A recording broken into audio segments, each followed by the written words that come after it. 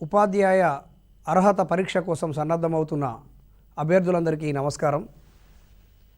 ఈ టెట్ పరీక్షలో తెలుగు విషయానికి వచ్చినట్లయితే తెలుగులో భాషాంశాల్లో భాగంగా ఇప్పటికీ మనం సందులు, సమాసాలు గత ఎపిసోడ్లలో చూసి ఉన్నాం. ఇప్పుడు అలంకారాలు అనేటటువంటి అంశాన్ని చూద్దాం.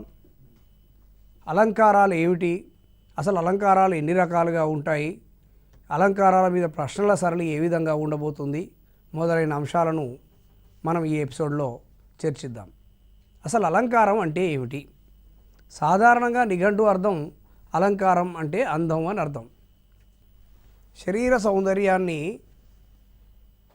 ఆభరణాలు ఏ విధంగా ప్రకాశింపజేస్తాయో అదేవిధంగా కావ్య సౌందర్యాన్ని ప్రకాశింపజేసేవి అలంకారాలు. అంటే మనిషికి ఒక బాహ్య సౌందర్యం కోసం లేపనాలు, ఆభరణాలు ఏ విధంగా అయితే ఒక అందాన్ని ఇస్తాయో భాషకు కూడా అట్లాంటి అందాన్ని ఇచ్చేవి అలంకారాలు అని చెప్పవచ్చు. ఈ అలంకారాలు రెండు రకాలు, మనిషికైనా భాషకైనా. ఎందుకంటే మనిషికైనా బాహ్య సౌందర్యాన్ని ఇచ్చేవి అలంకారాలు, లేపనాలు, ఆభరణాలు ఇత్యాదివి. అదే మనిషి యొక్క అంతఃసౌందర్యాన్ని ప్రదర్శింపజేసేది మనిషి మాట, ప్రవర్తన, తీరు. ఇది కూడా ఒక అలంకారమే. భాషకు కూడా అంతే. బాహ్య సౌందర్యాన్ని ప్రతిఫలించే అలంకారాలు ఉంటాయి, అంతఃసౌందర్యాన్ని ప్రతిబింబింపజేసే అలంకారాలు ఉంటాయి. వీటినే మనం శబ్దాలంకారాలు, అర్ధాలంకారాలు అని రెండు రకాలుగా విభజించుకోవచ్చు. శబ్దాలంకారాల విషయానికి వచ్చినట్లయితే ఒక శబ్దం యొక్క కూర్పు వలన సౌందర్యాన్ని కలిగించేవి శబ్దాలంకారాలు. అంటే ఇవి బాహ్య సౌందర్యాన్ని ప్రతిబింబింపజేస్తాయి. ఎట్లా అంటే ఒకవేళ మనకు అది అర్థం కాకపోయినా ఆ శబ్దం వినడం ద్వారానే ఒక సౌందర్యానుభూతి మనకు కలిగితే అది శబ్దాలంకారం అవుతుంది. అడిగెదనని కడువడుజను నడిగిన మగడుడువడని నడయుడుగన్ వెడవెడ సిడిముడి తడబడ నడుగిడు నడిగిడదు జడిమ నడయుడు వెడలన్. ఈ పద్యం చదివినప్పుడు దీని అర్థం ఏమిటి, దీని భావం ఏమిటి అని ఆలోచించే ముందుగా అబ్బా ఈ పద్యం బాగుందే, ఈ పద్యంలో ఏదో ఒక సౌందర్యం దాగుందే అనే భావన చదువరి యొక్క మనసులో కలుగుతుంది. అంటే ఆ శబ్దం వినడం ద్వారానే ఒక అనుభూతికి లోనవుతారు. ఇట్లా బాహ్యమైనటువంటి శబ్దంతో కలిగే అలంకారమే శబ్దాలంకారం అవుతుంది. మరి ఈ శబ్దాలంకారాల విషయానికి వచ్చినట్లయితే, మరి అర్ధాలంకారాల విషయానికి వచ్చినట్లయితే అర్ధ చమత్కారం అనుసరించి కావ్య సౌందర్యాన్ని కలిగించేవి అర్ధాలంకారాలు. అంటే అది చదివిన తర్వాత దాని అర్థాన్ని అర్థం చేసుకున్న తర్వాత పాఠకుడు రసానుభూతికి లోనైతే అది అర్ధాలంకారం అవుతుంది. ఎప్పుడైనా ఈ అర్ధాలంకారాలు అనేవి అంతఃసౌందర్యాన్ని ప్రతిబింబింపజేసేవి. శబ్దాలంకారాలు బాహ్య సౌందర్యాన్ని ప్రతిబింబింపజేస్తాయి, అర్ధాలంకారాలు అంతఃసౌందర్యాన్ని ప్రతిబింబింపజేస్తాయి. ఇక ఈ శబ్దాలంకారాలు ఏమిటి, ఎన్ని అని చూసినప్పుడు స్థూలంగా శబ్దాలంకారాలను ఒక మూడు విభాగాలుగా విభజించుకోవచ్చు. అవి అనుప్రాస అలంకారాలు, ముక్త పదగ్రస్తము, యమకము. ఈ మూడు శబ్దాలంకారాల కిందికి వస్తాయి. అనుప్రాస అలంకారాలు అంటే అనుప్రాస అంటే ప్రాసను అనుసరించి, ప్రాసను అనుసరించినది అనుప్రాస అలంకారం. అంటే ఇందులో ఒక అక్షరం కానీ, రెండేసి అల్లుల జంట కానీ, లేదా ఓ రెండు కంటే ఎక్కువ అక్షరాలున్న పదాలు కానీ మళ్ళీ మళ్ళీ ప్రయోగింపబడడం వల్ల ఆ వాక్యానికి అందం వస్తుంది. అట్లాంటి అలంకారాలు అనుప్రాస అలంకారాలు అవుతాయి. మరి ఈ అనుప్రాస అలంకారాలను కూడా తిరిగి మళ్ళీ 4 రకాలుగా వర్గీకరించుకోవచ్చు. అనుప్రాస అలంకారాలు 4 విధాలు. 1 వృత్యానుప్రాస అలంకారం, 2 చేఖానుప్రాస అలంకారం, 3 లాఠానుప్రాస అలంకారం, 4 అంత్యానుప్రాస అలంకారం. ఈ 4 రకాలుగా మనం అనుప్రాస అలంకారాలను గురించి చెప్తాం. ఇవన్నీ కూడా మీకు పాఠ్యపుస్తకాలలో ఉన్నాయి. కానీ ఇవన్నీ ఒక వరుస క్రమంలో కానీ ఈ వర్గీకరణతో కానీ కనిపించవు. ఆయా పాఠ్యాంశాలలో సందర్భాన్ని బట్టి ఆయా పాఠాల్లో అక్కడక్కడ పరిచయం చేయబడతాయి. అయితే వాటిని ఒక క్రమ పద్ధతిలో చదువుకోవడం కోసం మాత్రమే ఈ వర్గీకరణ. ఇవి విన్న తర్వాత మీరు పాఠ్యాంశాల్లో ఆయా సందర్భాల్లో వచ్చినటువంటి అలంకారాలు కానీ వాటి ఉదాహరణలు కానీ అధ్యయనం చేసినప్పుడు మనకు అభ్యాసానికి సులువుగా ఉంటుంది. ఈ అనుప్రాసాల్లో ఫస్ట్ మనం వృత్యానుప్రాస గురించి చూద్దాం.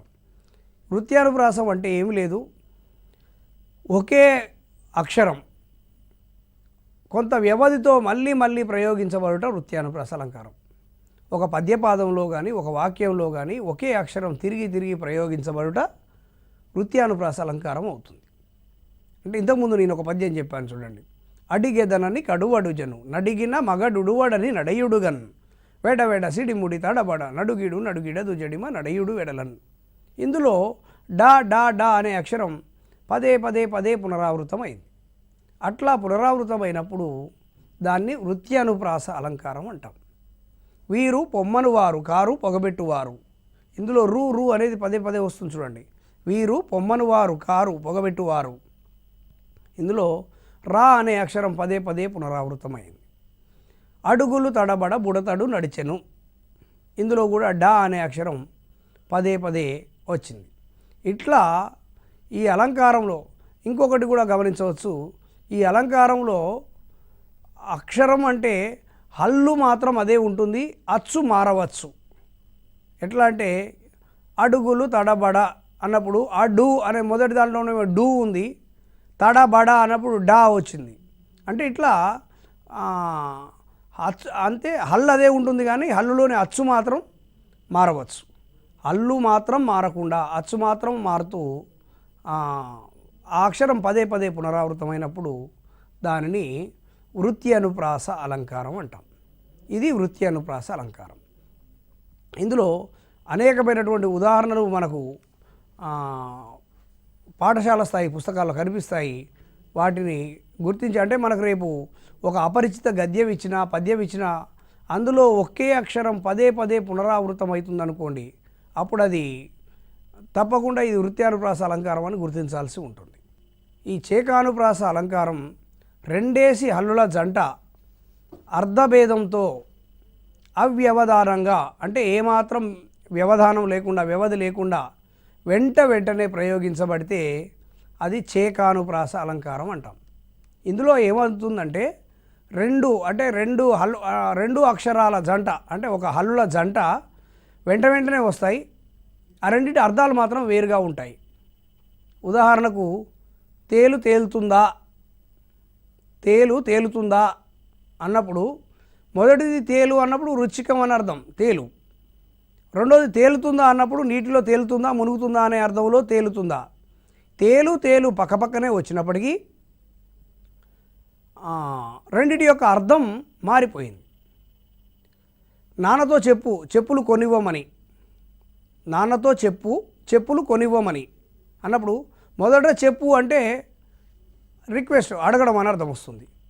రెండోది చెప్పులు కొనివ్వమన్నప్పుడు రెండోది చెప్పులు అన్నప్పుడు పాదుకలు చెప్పులు అని అర్థం వస్తుంది. అంటే ఇక్కడ చెప్పు పక్కపక్కనే ఉన్నప్పటికీ ఆ రెండింటిలోనూ అర్థభేదం ఉన్నది, రెండింటికి ఒకే అర్థం కాదు. అట్లాంటి వాటిని మనం చేకానుప్రాస అలంకారం అంటాం. 100 వందనాలు చూడండి, మొదటి 100 అంటేనేమో సంఖ్య, వందనాలు అంటే నమస్కారాలు. 100 పక్కపక్కనే ఉన్నాయి కానీ రెండిటి యొక్క అర్థాలు మాత్రం వేరుగా ఉన్నాయి. లక్షణాలు, ఈ లక్షణాల్లో కూడా లక్ష అనేది సంఖ్య అవుతుంది, లక్షణాలు అంటే మనిషి యొక్క గుణాలు అని అర్థం వస్తుంది. లక్షణాలు. అనాథ అనాథలో నాథ, మళ్ళీ నాథ. అనాథ అంటేనేమో ఎవడు లేడు అని అర్థం. నాథ అంటే అనాథలకు ఆదుకునేవాడు అనే అర్థంలో రెండో నాథ, నాథ. నందన అంటే రెండో నందనకు కొడుకు అని అర్థం. మొదటి నందనకు నందుడు అని అర్థం. నందనందనుడు అంటే శ్రీకృష్ణుడు. నందన నీకు వందనం. ఇట్లాంటి దాంట్లో నంద పక్కపక్కనే వచ్చాయి. ఇట్లా వచ్చినప్పుడు దీనిని చేకానుప్రాస అలంకారం అనాలి. 8వ తరగతి పుస్తకంలో దీనికి సంబంధించిన వివరంగా ఉన్నాయి ఉదాహరణలు, మళ్ళీ ఒకసారి తప్పకుండా చదవాలి. ఇట్లా రెండేసి హల్లుల జంట అర్ధభేదంతో ఏమాత్రం వ్యవధి లేకుండా వెంటనే ప్రయోగించబడితే దాన్ని చేకానుప్రాస అలంకారం అంటాం. ఇది చేకానుప్రాస అలంకారం. ఇక లాటానుప్రాస అలంకారం. లాటానుప్రాస అలంకారం అంటే రెండు సమానమైన పదాలు, ఇక్కడ హల్లుల జంట అవసరం లేదు, అంటే రెండు కంటే ఎక్కువ అక్షరాలు కూడా ఉండి ఉండవచ్చు. రెండు సమానమైన పదాలు అర్ధభేదం లేకుండా తాత్పర్య భేదంతో వెంటనే వస్తే అది లాటానుప్రాస అలంకారం అవుతుంది. ఇది అర్ధభేదం ఏమిటి, తాత్పర్య భేదం ఏమిటి అన్నప్పుడు పదాలకు అర్థం నిఘంటువు ప్రకారం అర్థం సేమ్ ఉంటుంది, కానీ ఆ పలికే విధానంలో మాత్రం తాత్పర్యంలో తేడా ఉంటుంది. ఎట్లా అంటే గురువుకు నమస్కరించిన విద్యార్థి అన్నాం అనుకోండి. విద్యార్థి రెండు పక్కపక్కనే ఉన్నాయి, కానీ గురువుకు నమస్కరించిన విద్య అంటే వినయ విధేయతలు కలిగిన విద్యార్థి అని చెప్పినప్పుడు అంటే అతడే నిజమైన విద్యార్థి అనే ధ్వని రెండవ విద్యార్థి అనే పదానికి వస్తుంది. అట్లా అంటే పదాల యొక్క అర్థాలు సేమ్ ఉంటాయి, కానీ వాటిని ప్రయోగించే విధానంలో తాత్పర్యంలో తేడా ఉంటుంది. కమలాక్షుడు అర్చించు కరములు. కమలాక్షుడు అంటే శ్రీ మహావిష్ణువు. శ్రీ మహావిష్ణువును పూజించే చేతులు అనే అర్థం. ఇక్కడ కరములు రెండింటికి నిఘంటువు ప్రకారం ఒకటే అర్థం, రెండు కూడా చేతులు అనే అర్థమే, కానీ వాటిని ప్రయోగించిన విధానంలో అవి మాత్రమే నిజమైన చేతులు అని రెండవ కరములు అనే పదానికి తాత్పర్యం ధ్వనిస్తుంది. కాబట్టి తాత్పర్య భేదంతో అర్ధభేదం లేకుండా ఒక పదముల జంట వెంటనే వస్తే అది లాటానుప్రాస అవుతుంది. శ్రీనాథు వర్ణించు జిహ్వ. శ్రీనాథుడు అన్న శ్రీ మహావిష్ణువే. శ్రీ మహావిష్ణువుని వర్ణించేటటువంటి నాలుకే నాలుక, అదే నిజమైన నాలుక అనే అర్థం రెండో జిహ్వకు వస్తుంది. దేవదేవుని చూసు చూడుకులు. ఇది కూడా చూడుకులు అంటే చూపులు, అంటే ఆ శ్రీ మహావిష్ణువును చూసే చూపులే నిజమైన చూపులు. ఇట్లాంటి పదాలు వెంటనే వచ్చి అర్ధభేదం లేకుండా తాత్పర్య భేదంతో ప్రయోగించబడటమే లాటానుప్రాస అలంకారం అవుతుంది. ఇక అనుప్రాస అలంకారాలలో చివరగా అంత్య అనుప్రాస అలంకారం. ఇది సాధారణంగా పిల్లలు పాఠశాల స్థాయిలో కవిత్వం రాయమన్నప్పుడు ఈ అలంకారాన్ని ఎక్కువగా ఎంచుకుంటారు, ఎందుకంటే అది వాళ్ళకి ఆసక్తికరంగా ఉంటుంది. ఎట్లా అంటే ఆ పాదం చివర లేదా వాక్యం చివర ఒకే అక్షరం వచ్చినప్పుడు ఈ అనుప్రాస అలంకారం ధ్వనిస్తుంది. మొదటి పాదం నందలి చివరి అక్షరం ఏదైతే ఉంటుందో అదే అక్షరం మిగిలిన పాదాల యందు కూడా చివరి అక్షరంగా ఉండుటే అంత్యానుప్రాస అలంకారం అంటాం. ఇది మా బడి, అక్షరాల గుడి, సరస్వతి చల్లని ఒడి, పోదాం పదరా వడివడి, అది నేర్పును మంచి నడవడి. గమనించండి ఈ కవిత. ఇది మన బడి, చివరికి డి ఉంది. అక్షరాల గుడి, ఇది అక్షరాల గుడి, బడి గుడి, ఇది ప్రాస, డి. సరస్వతి చల్లని ఒడి, ఈ ఒడి అనే దాంట్లో కూడా డి. పోదాం పదరా వడి, వేగంగా అని అర్థం. వడి డి. అది నేర్పును మంచి నడవడి, అది మనకు మంచి ప్రవర్తనను నేర్పిస్తుంది, డి. అంటే ఈ 5 పాదాల్లోనూ చివరి అక్షరం ఒకటే డి ఉన్నది. ఇట్లా ఉంటే అది అంత్యానుప్రాస అలంకారం అవుతుంది. ఏదిరా లక్ష్మణ సీత, పర్ణశాలలో లేదెందు చేత, సీత చేత, తా అనేది చివరికి వచ్చింది.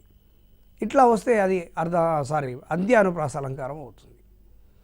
అశోకవనమున సీత విలపించెను శోకము చేత, అశోకవనమున సీత విలపించెను శోకము చేత, ఇట్లా సీత చేత, ఇట్లా చివరలో ప్రాస ధ్వనిస్తే దాన్ని అంత్యానుప్రాస అలంకారం అంటాం. ఇవి అనుప్రాస అలంకారాలు. ఇవి గాక శబ్దాలంకారాల్లో యమకము ముక్త పదగ్రస్తం అని 2 అలంకారాలు ఉంటాయి. ముక్త పదగ్రస్తం చూద్దాం. ఈ ముక్త పదగ్రస్తము అంటే ఏమి లేదు, ముక్త పదగ్రస్తం. ముక్తం అంటే ముగింపు, పదం ముగించిన పదాన్ని గ్రస్తం అంటే గ్రహించడం.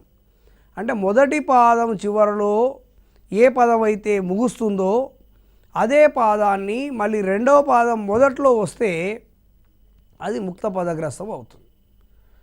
గ్రామాల్లో ఈ జానపదులు పాడుకునే పాటల్లో ఈ ముక్త పదగ్రస్తాలు ఎక్కువగా కనిపిస్తాయి. చివరికి ఏ పదం అంటారో మళ్ళీ రెండో పాదం మొదట్లో అదే పదాన్ని వాళ్ళు ఎత్తుకుంటారు. అది ముక్త పదగ్రస్తం అవుతుంది. ఇడ సుదతి నూతన మదన ఇదొక పాదం. సుదతి నూతన మదన, ఈ మదన అనేది ముగిసింది కదా, మళ్ళీ రెండో పాదం మొదట్లో మదనాతురంగ పూర్ణమణిమయ సదన, సుదతి నూతన మదన, మళ్ళీ రెండో పాదం మొదట్లో మళ్ళీ మదనానే వస్తుంది. మదనాతురంగ పూర్ణమణిమయ సదన, మళ్ళీ రెండో పాదం చివరిలో సదన వచ్చింది కదా, మళ్ళీ అదే మళ్ళీ మొదటి పాదంలో సదనామయ గజరదన, మళ్ళీ కూడా సదనానే వస్తుంది. ఇట్లా ఒక పాదంలో విడిచిన పదం, చివర విడిచిన పదం రెండవ పాదాదిగా వస్తే అది ముక్త పదగ్రస్త అలంకారం అవుతుంది. ఇంతెందుకండి, మన ఊర్లలో పిల్లలు కాముని పూర్ణం సందర్భంలో కోలలతో కోలాటం ఆడుతూ ఉంటారు. ఆ సందర్భంలో పిల్లలు పాడుకునే ఒక పాట ఉంటుంది. రింగు రింగు బిల్ల రూపాయి దండ, దండ దండగాదురో దామర మొగ్గ, మొగ్గ మళ్ళీ మొగ్గ మొదలుకు వస్తుంది. మొగ్గ గాదురో మొదుగు నీడ, మళ్ళీ నీడ మొదలుకు వస్తుంది. నీడ గాదురో నీ మలబావి, ఇలా సాగుతుంది పాట అంతా. ఈ పాట మొత్తంలో కూడా ముక్త పదగ్రస్త అలంకారం అందంగా కనిపిస్తూ ఉంటుంది. ఇప్పుడు అర్థమైంది కదా, ముక్త పదగ్రస్త అలంకారం అంటే ఒక పాదం చివర విడిచిన పదం రెండవ పాదాదిగా వస్తే దాన్ని ముక్త పదగ్రస్తం అని అంటాం. ఇక యమకం, శబ్దాలంకారాల్లో చివరి అలంకారం యమకం. ఈ యమకం అంటే ఏమీ లేదు, చేకానుప్రాస యమకం కన్ఫ్యూజ్ అయ్యే అవకాశం ఉంటుంది. ఇందులో కూడా అర్ధభేదంతోనే పదాలు తిరిగి తిరిగి వస్తాయి. చేకానుప్రాసంలోనేమో కేవలం హల్లుల జంట, అంటే రెండు అక్షరాలు మాత్రమే పక్కపక్కనే వస్తాయి, అర్ధభేదంతో వస్తాయి. యమకంలో మాత్రం పదం ఏదైనా ఒక పదం వేరే అర్థంతో, అంటే అర్ధభేదంతో తిరిగి తిరిగి రావచ్చు. అంటే ఒకటి కంటే ఎక్కువసార్లు పునరావృతం కావచ్చు. రెండు సమానమైన పదాలు అర్ధభేదం కలిగి కొంత వ్యవధితో, అక్కడనేమో అవ్యవధానంగా వ్యవధి లేకుండా అని చెప్పుకున్నాం చేకానుప్రాసలో, ఇక్కడ కొంత వ్యవధితో ప్రయోగించబడతాయి. చూడండి, మనసు భద్రమయ్యే మన సుభద్రకిప్పుడు, మనసు భద్రమయ్యే మన సుభద్రకిప్పుడు. ఇది గమనించండి ఈ వాక్యాన్ని. మనసు భద్రమయ్యే అనే దాంట్లో మనసు ఉంది కదా, మన సుభద్రకిప్పుడు, మన సుభద్రకిప్పుడు, మన సుభద్రలో సు, మన సుభద్రకిప్పుడు అంటే సుభద్రలో సు కలుపుకున్నప్పుడు మనసు వస్తుంది. అక్కడ కూడా మనసు భద్రమయ్యే మన సుభద్రకిప్పుడు. ఇక్కడ మనసు వచ్చింది, అక్కడ మనసు వచ్చింది, కానీ రెండింటి అర్థం ఒకటి కాదు. ఇక్కడ మనసు అంటేనేమో మది, ఇంకోటి మన సుభద్రలో సు కలిపినప్పుడు కూడా అక్కడ మనసు అని కనపడుతుంది. అదేవిధంగా మనసు భద్రమయ్యే, మనసులో సు, భద్రమయ్యేలో భద్ర, సు భద్ర అయింది. మనసు భద్రమయ్యే, అక్కడ మన సుభద్రకి ఇప్పుడు అన్నప్పుడు కూడా మళ్ళీ అక్కడ సుభద్ర ఉంది. అక్కడ ఉన్న సుభద్ర మొదట ఉన్న సుభద్ర ఒకటి కాదు.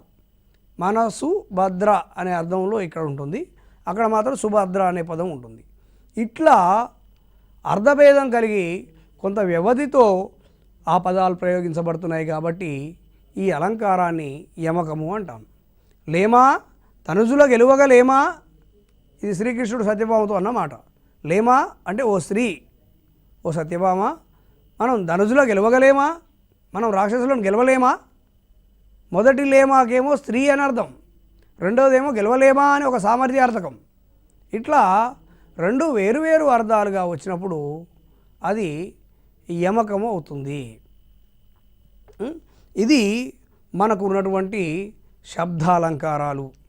ఇక అర్థాలంకారాల విషయానికి వచ్చినట్లయితే మనం ముందే చెప్పుకున్నాం, దాని యొక్క అర్థాన్ని బట్టి సౌందర్యం ధ్వనిస్తే అది అర్థాలంకారం అవుతుంది అనుకున్నాం.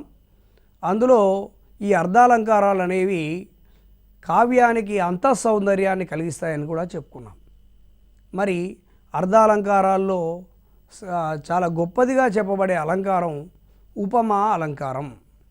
అర్ధాలంకారాల్లో మనం చాలా గొప్పగా చెప్పుకునే అలంకారం ఉపమా అలంకారం. ఎందుకంటే కాళిదాసు అనేక ఉపమా అలంకారాలు ఉపయోగించిండు కాబట్టి ఉపమా కాళిదాసస్య అని ఆయనకు చాలా గొప్ప పేరు. ఉపమా అంటేనే కాళిదాసు అనేటంత స్థాయిలో ఉపమా అలంకారానికి కాళిదాసును మనం ఉదాహరణగా చెప్తూ ఉంటాం. మరి ఇట్లాంటి ఉపమా అలంకారం ఏంది, అందులో ఏముంటాయి చూసినప్పుడు స్వరూప స్వభావరీత్యా ఒక వస్తువును మరొక వస్తువుతో పోల్చి చెప్పుట ఉపమా అలంకారం అవుతుంది. అంటే ఆ వస్తువు యొక్క స్వరూపం కావచ్చు, స్వభావం కావచ్చు, దాన్ని బట్టి ఒక వస్తువుని ఇంకో వస్తువుతో పోల్చి చెప్తేనే ఉపమా అలంకారం అవుతుంది. ఉదాహరణకు బాలుడు అందగాడు అన్నప్పుడు అది పెద్ద అలంకారయుతంగా అనిపించదు. బాలుడు రాముని వలె అందగాడు అన్నప్పుడు అది కాస్త అందంగా కనిపిస్తుంది వాక్యం. అంటే ఇక్కడ ఒక వస్తువుని ఇంకో వస్తువుతో పోల్చడం వల్ల దానికి సౌందర్య భావన ధ్వనిస్తుంది. అట్లా పోల్చి చెప్పడం ఉపమా అలంకారం. ఇందులో ఇంకొక టెక్నికల్గా చెప్పినప్పుడు దీన్ని ఉపమేయానికి ఉపమానానికి చక్కని సాదృశ్యం చెప్పుడం ఉపమా అలంకారం అంటారు. మరి ఉపమేయం ఏమిటి, ఉపమానం ఏమిటి చూసినప్పుడు ఉపమేయం అంటే ఏ వస్తువు గురించి అయితే మాట్లాడుకుంటామో ఆ వస్తువు ఉపమేయం అవుతుంది. ఏ వస్తువుతో అయితే పోలుస్తామో అది ఉపమానం అవుతుంది. అయితే ఈ ఉపమాలంకారంలో కూడా మనకు 4 అంశాలు కనిపిస్తాయి.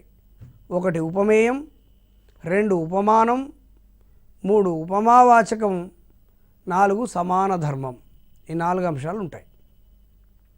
ఉపమేయం అంటే పోల్చబడే వస్తువు. ఏ వస్తువుని గురించి మనం మాట్లాడుకుంటున్నామో అది ఉపమేయం అవుతుంది. ఉపమేయం అవుతుంది. అదే ఉపమానం అంటే ఏ వస్తువుతో అయితే పోలుస్తున్నామో అది ఉపమానం అవుతుంది. ఏ వస్తువుతో పోలుస్తామో అది ఉపమానం అవుతుంది. ఉపమావాచకం అంటే ఈ ఉపమేయాన్ని ఉపమానాన్ని కలపడానికి వచ్చే ఒక అవ్యయ పదం ఉపమావాచకం. ఎట్లా అంటే వలే. ఇప్పుడు ఇంతకుముందు నేను మాట్లాడినట్టు వలే అని వస్తే అది ఉపమావాచకము అవుతుంది. వలే, పోలే, విదంబున, చందంబున, రీతిన్, లాగా ఇట్లాంటి వంటి ఇట్లాంటి పదాలన్నీ కూడా ఉపమావాచకాలు అవుతాయి. ఇవి మీరు ప్రాక్టీస్ చేస్తున్నప్పుడు ఈ పదాలను బట్టి మనం అది ఏ అలంకారం అనేది గుర్తించడానికి వీలవుతుంది. ఇక సమాన ధర్మం. ఈ సమాన ధర్మం ఏమిటి అంటే ఉపమేయంలోనూ ఉపమానంలోనూ ఒకే ధర్మం ఏదైతే ఉంటుందో అది సమాన ధర్మం అవుతుంది. ఆమె ముఖం చంద్రబింబం వలె అందంగా ఉన్నది అనే మాట చూద్దాం. ఆమె ముఖం అన్నప్పుడు అది ఎవరి గురించి మాట్లాడుతున్నాం, అది ఉపమేయం అవుతుంది. ఆ ముఖాన్ని మనం దేంతో పోలుస్తున్నాం, చంద్రబింబంతో పోలుస్తున్నాం, అది ఉపమానం అవుతుంది. వలే అన్నాం కాబట్టి ఉపమావాచకం అవుతుంది. అందంగా ఉన్నది అన్నాను, ఈ అందం అనేది సమాన ధర్మం అవుతుంది. ఒక అందంగా ఉన్నది అనకపోతే గుండ్రంగా ఉన్నది అనొచ్చు, అప్పుడు గుండ్రంగా ఉన్నది అనేది కూడా సమాన ధర్మం అవుతుంది. ఇట్లా ఉపమేయం, ఉపమానం, ఉపమావాచకం, సమాన ధర్మం ఈ 4 అంశాలు ఉన్నటువంటి అలంకారాన్ని ఉపమా అలంకారం అంటాం. ఇట్లా 4 అంశాలు ఉంటేనేమో పూర్ణోపమా అలంకారం అని పిలుస్తాం. ఇంత స్థాయిలో మనకు పాఠశాల స్థాయిలో లేదు, కానీ గుర్తుపెట్టుకోవడానికి చెప్తున్నాను. ఒకవేళ ఉపమేయం, ఉపమానం, ఉపమావాచకం, సమాన ధర్మం 4 అంశాలు ఉంటేనేమో పూర్ణోపమ, నిండు ఉపమా అలంకారం అవుతుంది. కొన్నిసార్లు అందులో ఒకటి లోపించవచ్చు. ఉదాహరణకు ఆమె ముఖం చంద్రబింబం వలె ఉన్నది అనుకుందాం. ఉన్నది అంటే ఎట్లా ఉన్నది, అందంగా ఉన్నదనా, గుండ్రంగా ఉందనా, మచ్చలు మచ్చలు ఉన్నదనా చెప్పలేదు. అంటే దాంట్లో ఉన్న సమాన ధర్మం ఏది చెప్పలే. ఆమె ముఖం చంద్రబింబం వలె ఉన్నది అన్నప్పుడు అది అలంకారంలో సమాన ధర్మం లోపించింది. అందులో ఆమె ముఖం అనే ఉపమేయం ఉంది, చంద్రబింబం ఉపమానం ఉంది, వలే ఉపమావాచకం ఉంది, కానీ ఎలా ఉన్నదో చెప్పలేదు కాబట్టి అది సమాన ధర్మం లేనట్టు. అంటే ఏదైనా ఒక అంశం లోపించినప్పుడు దాన్ని ఏమంటామంటే లుప్తోపమాలంకారం అంటాం. ఏమంటాం? లుప్తోపమాలంకారం. ఇట్లా పూర్ణోపమాలంకారం, లుప్తోపమాలంకారం అని కూడా ఉపమాలంకారాన్ని రెండు విధాలుగా మనం చెప్పుకోవచ్చు. ఇక ఈ ఉపమాలంకారానికి ఇక్కడ ఉదాహరణ ఇచ్చిన చూడండి. రాత్రివేళ చెరువు వెండి పళ్ళెం వలె మెరుస్తున్నది. రాత్రివేళ చెరువు వెండి పళ్ళెం వలె మెరుస్తున్నది. ఈ వాక్యంలో ఉపమేయం ఏమిటి? చెరువు. ఉపమానం ఏమిటి? దేంతో పోలుస్తున్నాం? చెరువుని వెండి పళ్ళెంతో పోలుస్తున్నాం కాబట్టి అది ఉపమానం అవుతుంది. ఉపమావాచకం ఏమిటి? వలె. సమాన ధర్మము మెరుస్తున్నది అంటే చెరువు మెరుస్తున్నది, వెండి పళ్ళెం కూడా మెరుస్తూ ఉన్నది. ఇట్లా దీన్ని ఉపమా అలంకారం అంటాం. తర్వాత రూపక అలంకారం. ఈ రూపక అలంకారం ఏమీ లేదు, ఉపమేయానికి ఉపమానానికి భేదం ఉంటుంది, కానీ ఉన్నా లేనట్టు చెప్తే అది ఉపమాలంకారం అవుతుంది. స్వరూప స్వభావరీత్యా ఉపమేయాన్ని ఉపమానంగా ఆరోపించి చెప్తే రూపక అలంకారం అవుతుంది. ఇది భేదం ఉన్నట్టు లేనట్టు చెప్పడం. ఎట్లా అంటే సంసార సాగరం ఈదడం కష్టం. ఇక్కడ సంసారం సాగరం, సంసారం అనేది ఉపమేయం, సాగరం అనేది ఉపమానం. ఈ రెండింటి మధ్య తేడా లేనట్టు సంసారం సాగరం ఒకటే అని చెప్పబడింది కాబట్టి ఇది రూపక అలంకారం అవుతుంది. నగరారణ్యంలో మనిషి ఒంటరి జీవి. నగర అరణ్యం, నగరం అరణ్యం ఒకటిగా చెప్పబడింది కాబట్టి ఇది ఉపమాలంకారం అవుతుంది. ఇట్లాంటి ఉపమాలంకారాలు కూడా మనకు పాఠశాల స్థాయి పుస్తకాల్లో ఉన్నాయి, ఒకసారి గమనించాలి. తర్వాత ఉత్ప్రేక్ష అలంకారం. ఉపమేయాన్ని ఉపమానంగా ఊహించి చెప్తే ఉత్ప్రేక్ష. ఇది చాలా తేలిక. అంటే ఆడ కనిపించే వస్తువు ఒకటి ఉంటుంది, దాన్ని మరో రకంగా ఊహించుకుంటాం. ఆ వస్తున్న ఏనుగు నల్లని కొండ అన్నట్లున్నది, శరద్రాత్రులలో వెన్నెల పాలవెల్లియో అన్నట్లున్నది. అట్లా ఊహించుకుంటాం. ఊహించుకుంటే అది ఉత్ప్రేక్ష. ఉత్ప్రేక్ష అనగా ఊహ అని అర్థం. ఇది ఒకటి గుర్తుపెట్టుకోవాలి. తర్వాత అర్ధాంతర న్యాస అలంకారం. ఇందులో సామాన్య వాక్యం, విశేష వాక్యం, రెండు వాక్యాలు ఉంటాయి. ఆ రెండింటిని సమర్థించి చెప్తాం.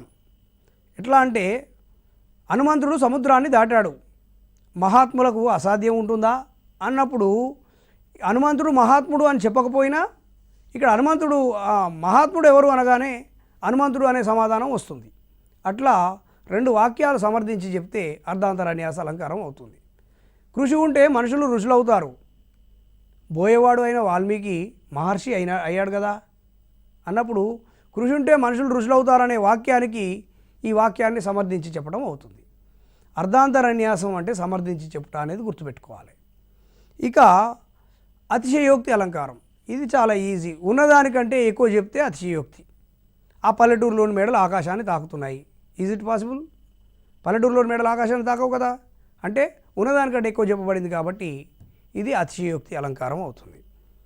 స్వభావోక్తి అలంకారం. అతిశయోక్తి వ్యతిరేకమైనది స్వభావోక్తి అలంకారం.